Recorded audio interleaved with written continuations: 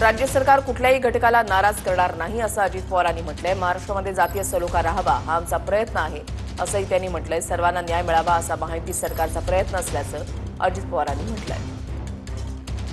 आम्ही सर्वांनी मिळून आम्ही जे सरकार चालवतोय त्यामध्ये कुठल्याही घटकाला आम्हाला नाराज करायचं नाही।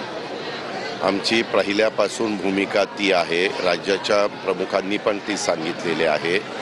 आता हा निर्णय झाल्यानंतर वेगवेगळ्या प्रकारे मतप्रवाह वेगवेगळे मान्यवर प्रत्येकाला संविधानाने लोकशाहीने आणि घटनेने बोलण्याचा अधिकार दिलेला आहे। परंतु आमचा एकच प्रयत्न आहे की ह्या महाराष्ट्रामध्ये जातीय सलोखा राहावा, सगळ्यांना त्यांचा न्याय त्या ठिकाणी मिळावा आणि तशा प्रकारचा प्रयत्न आमच्या महायुतीच्या सरकारचा आणि महायुतीच्या सरकारमध्ये काम करत असणाऱ्या आमच्या सर्व प्रमुखांचा